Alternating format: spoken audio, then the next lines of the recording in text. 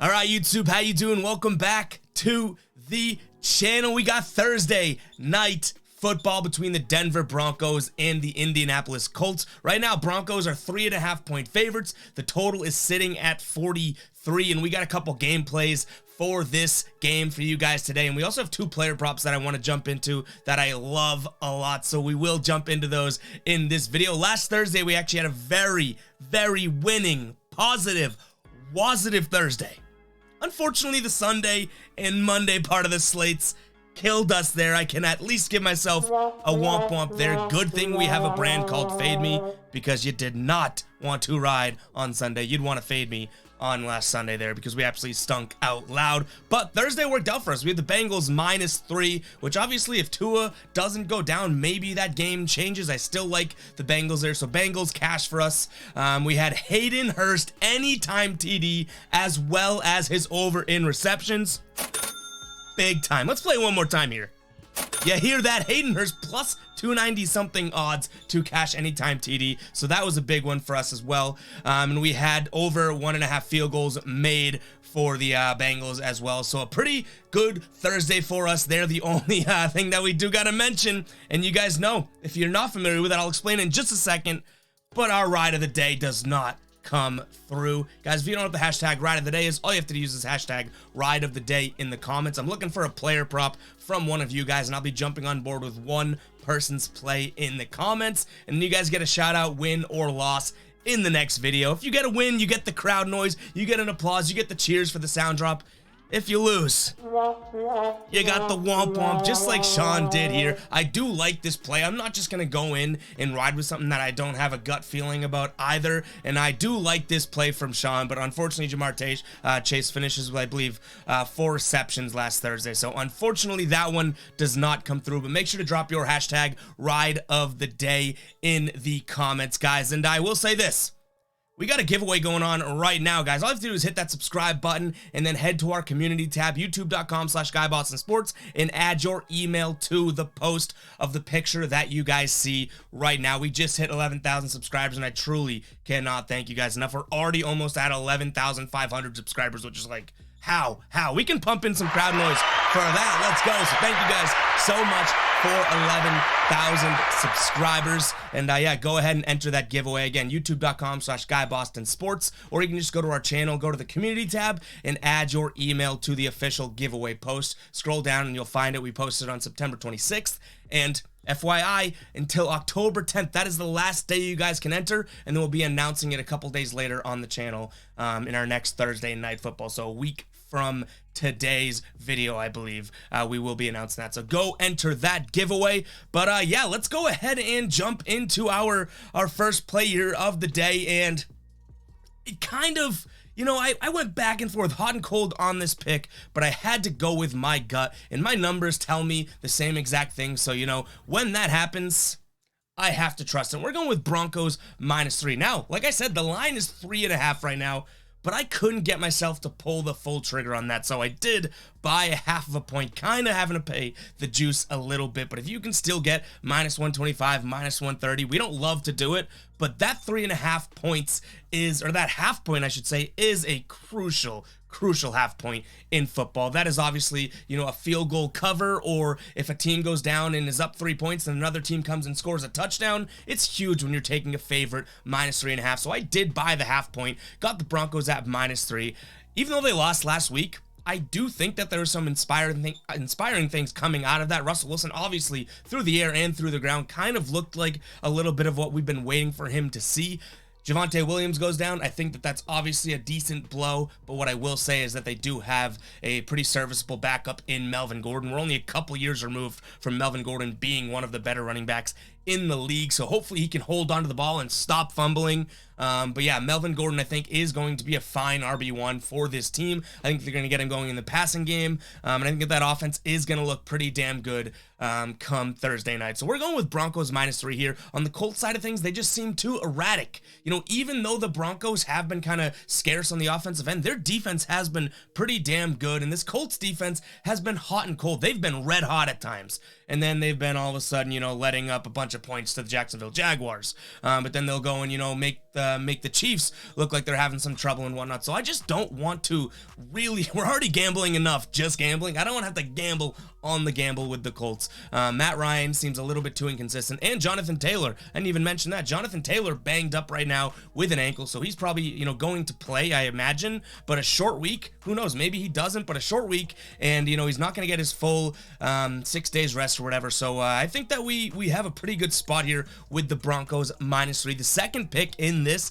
and it is a lean. So like I say with all lean guys, make sure to keep an eye on the pinned comment for these games, Thursday night, Sunday night, and Monday night when we do these one game, one video type things. Keep an eye on the pinned comment for any updates of final plays. We might throw in a player prop, we might scrap a play. Just keep an eye on the pinned comment. That's all I ask to keep you guys up to date up until game time. But we're leaning the first half under here, first half under 21. Right now, Indianapolis is averaging 5.7 first half points. Denver's averaging only 11 first half points. And, you might be saying, okay, Ev, okay, fine. Week 2, Denver goes out, or was it week 3? Whatever the weeks, doesn't matter. Their lowest week was 3 points in the first half. And then you have Indianapolis, 0 points in a game. Obviously, they scored 0 points in the first half.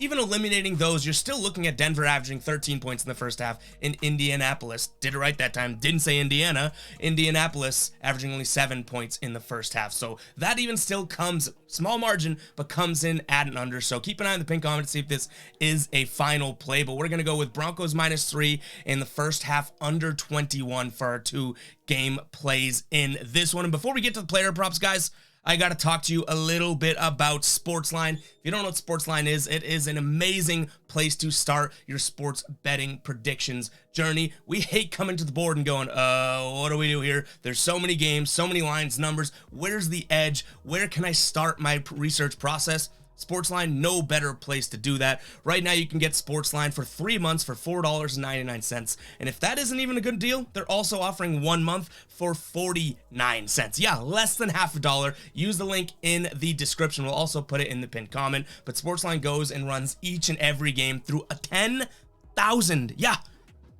10,000 simulations. So, you already start your research with an absolutely computer-driven, I guess, just evidence of what could happen in this game. Don't follow it blindly. Never follow anything blindly. Don't follow me blindly, right? But use it as a tool, and you guys will not be disappointed. They also have Vegas experts on there that they track their units and give you picks and explain their picks there as well, and also box score projections if you guys do like player props, fantasy football, or daily fantasy sports as well. So make sure to go check out SportsLine. We'll put that link in the description. And yeah, let's go ahead and get to the plays here that we have for the player prop section of this video. We got Broncos -3, the first half under, and our first player prop coming in is going to be Paris Campbell.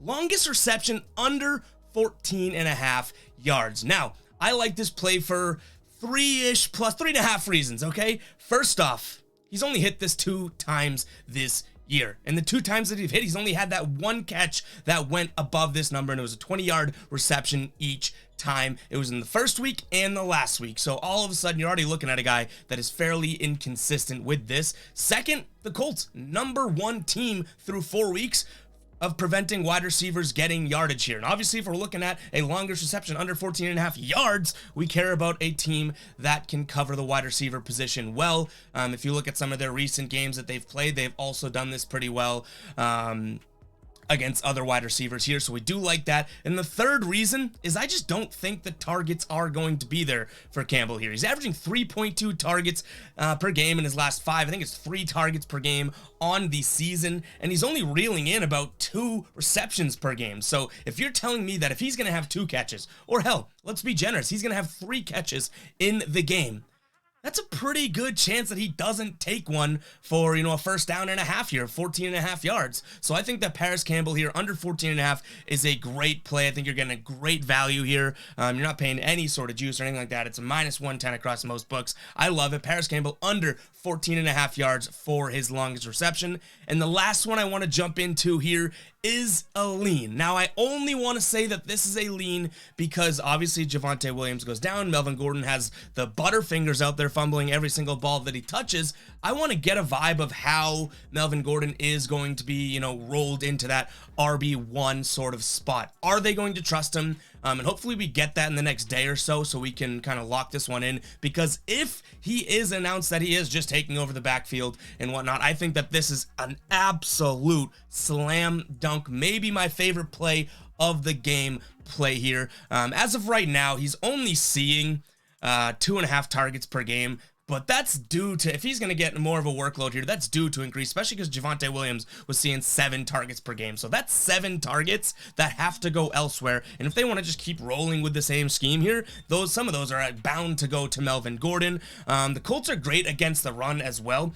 What were they? Number, I think, 7th team, or number 7th or number 4th team in the league at stopping running backs on the ground yardage. So that could make the Broncos say, okay, you know, we're not going to run the ball against this, especially with Melvin Gordon fumbling. Let's try and get the running back or running backs, whoever could be the other backup, you know, involved through the air here, a little dink and dunk passes and whatnot. And one last thing, this kind of put it over the edge for me. Now, I will say this, Melvin Gordon, we're not far removed, again, from him being one of the better backs in the league, but also being a pass catching back. And then if you look at the Colts this season, let's go from most recent to least recent here. Derrick Henry and Hilliard hit their over for receiving yards. CEH, Clyde Edwards-Helaire, hit his over. Robinson and Tenney Jr. hit their overs. Burkhead hit. The only running back that is yet to hit his over for receiving yards was Dameon Pierce here against the Colts.